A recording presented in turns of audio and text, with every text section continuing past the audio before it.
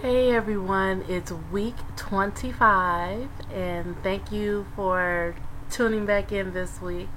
Week 25, so I'm getting closer and closer to third trimester. The time is flying, folks. I'm amazed. And I'm just really happy that everything is healthy and going well so far. A lot has happened within the last week that I want to share with you. Um, and I really don't know where to begin, but we can start with last Saturday. I went on a tour. Now, I think a couple of videos ago, I told you guys that I will be, having the baby at Cedars-Sinai Hospital. Um, However, there was another hospital that in Santa Monica that I heard about that I was curious about.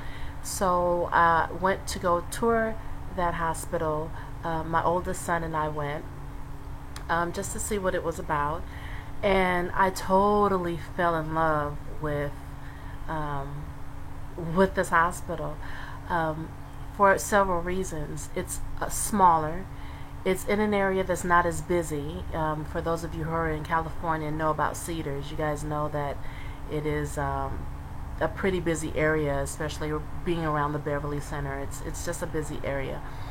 Um, it's also a little bit closer to me, but that's not the big kicker. The big kicker is they have mandatory what's called the golden hour. So every baby that is born is routinely born and put onto the mother's chest, skin to skin. Now, normally, well, I should say my experience has been with my last four. You give birth and they birth. The baby comes onto your chest.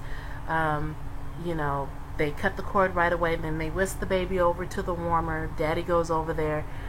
Takes pictures. They weigh the baby and do all that other stuff. Wrap the baby up and then bring the baby back to me to love on and get to know. But I have never had skin to skin contact immediately after the baby comes out. And at this particular hospital that I toured, it is routine. They started doing this last year, and every baby gets this, and mother gets this opportunity. And if you have a C-section, you still get the golden hour. They don't whisk the baby away. The baby stays with you in the operating room. So if daddy's next to you, daddy's holding the baby right here next to your cheek, right where you can see the baby the whole time, and then goes with you to recovery as well. So I just thought that that was wonderful. They're very supportive of natural birth.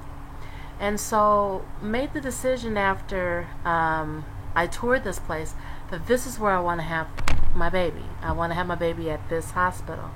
So I was a little concerned because my current doctor, my OB, I remember when Dr. Justice referred me to him, all he said was, yes, he delivers at Cedars-Sinai and blah, blah, blah. And Cedars was the only thing that came out of either one of their mouths, like it was Cedars.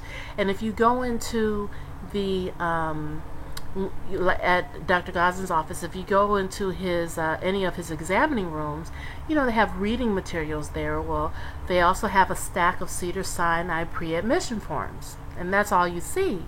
So I don't know why, but I assumed that that was the only hospital that he delivered at. So I figured I'm probably going to have to find a new OB, which is a pain in the butt because I am 6 months pregnant now, and it's sort of late in the game to change your OB.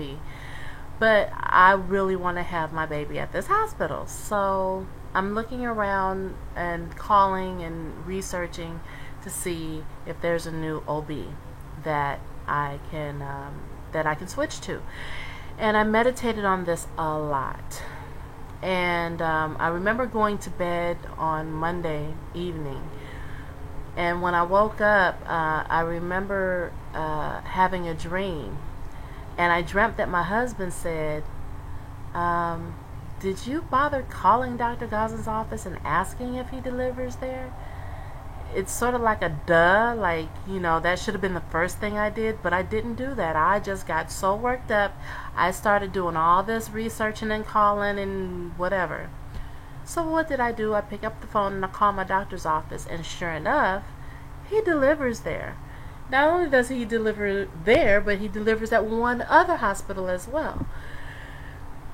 So that was a big sigh of relief. So I don't have to switch doctors, and I get to have the birth that I want at the hospital that I want. I mean, I think that if I have my baby at this particular hospital, that a lot of my wishes, I won't have to fight for them as much at this hospital. It just seems like the perfect fit for what I'm trying to do. So that was one good piece of news. I also said that I was going to share my my birth plan with you, and so I do have that on my desktop, and I just want to go over it briefly. You know, I have basic things on my birth plan, and they're basically bulleted so that it could be easy to read, because if it gets too wordy, I know that, you know, doctors and nurses kind of lose interest. They skim through things. So I have a bulleted list. Such things as hydration, like when I'm admitted that I want to be able to hydrate myself through drinking water or juice. And not to, you know, I really don't want to have an IV or HEP lock or a saline lock, although I will submit to having a saline lock, but not an IV. In case there's a medical emergency, I will submit to that if they ask, but I really don't want either. I want to be able to move freely. I want to be able to move any way I want, walk the halls, whatever, while I'm in labor. But the thing about it is, I am going to stay at home as long as possible, which is why I have a doula. She's going to be with me during the first phase, and we're going to stay at home as long as possible, so that when I arrive at the hospital, I better be about 7 or 8 or 9 or ready to push. You know what I'm trying to say. So I don't want continuous monitoring. I'd rather have intermittent or none at all, but I know that they need to have at least an initial strip, hook you up to the monitor to see if the baby's okay. I want soft music, dim lighting in the room, soft, quiet voices. Again, I'm using the Hypnobabies technique, so there are certain words like contraction and pain and work that I would rather the staff not use. You know, in Hypnobabies, instead of saying contraction, they call it a pressure wave. And yeah, it's logistics. It's you know, tit for tat, but it really makes a difference when your mindset is more positive about what's happening than negative. So I did have requests for that. I'm also going to be bringing some prayers, some Buddhist prayers that I will be playing while I'm in labor. What else? Of course, we want to be able to photograph the birth, to video the birth, which we will, and hopefully I will be able to video the birth and possibly put it together and upload it on YouTube for you guys to see. Nothing too graphic though. I've already given instructions that I want a certain angle and not that angle. You know what I mean? Of course, I listed who will be there, which will be my husband, my doula, and my oldest son, Carrie, who will be driving us and doing other things, and also helping Byron out, because Byron, as you guys know, is still recovering from his stroke. Of course, I don't want to be offered any pain medications, no epidurals.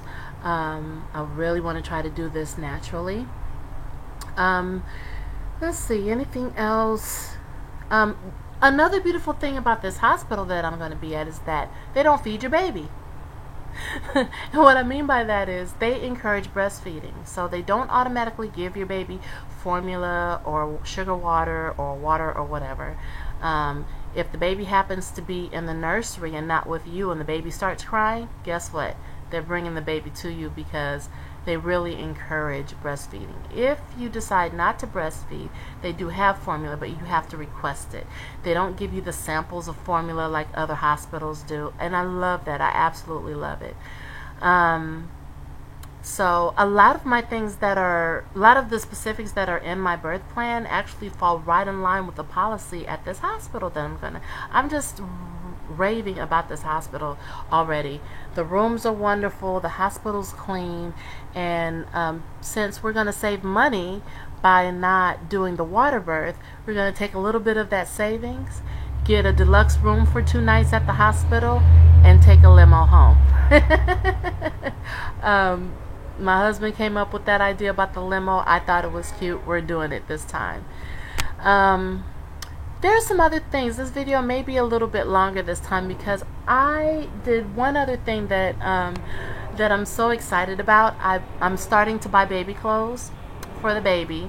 I have a dresser drawer. See, 1, 2. This third drawer right here is full of baby clothes that I got the other day. I have onesies, I have little baby sacks, I have outfits. So I wanted to show you a couple of outfits that I thought was kind of cute. Did wash them all, and they smell so good. But here, look, it's a little onesie with the little dog on the bum. How cute is that? Here's one that I uploaded to Facebook, which is the Daddy's All-Star. And it comes with matching pants. How cute is that? And this one I think is going to be a going home outfit because the colors match the theme of the babies. He doesn't have a nursery because he's going to be with us, but his nursery area will be chocolate and baby blue. So we have this outfit, which is, let me hold it up, so it's like a little onesie with the gloves, and I don't know if you can really tell the color as well. I'm looking and I don't see, but the color is baby blue and brown, and he has little mittens, which he doesn't need mittens because guess what? These have little mittens, and a little hat to go with it, and the only thing that's missing is some really cute booties or socks, you know, with the cute little designs on them. So I have, you know, I washed all the new clothes and folded them up, and so now they're in the dresser drawer, and I'm so excited. So every once in a while I will open up the drawer and look at the clothes and get excited about what's to come. So I guess that's about it, you guys. I've been rambling on and trying to fit everything in. Sorry that this video is a little long, but thank you for tuning in, and I will be back next week. And if you have any questions or comments, feel free to email me. My email is right there, and you can also post your comments on YouTube. Please subscribe if you like what you see. Okay? Thank you for tuning in. I will see you next week. Have a wonderful, wonderful week. Okay? Thanks. Bye.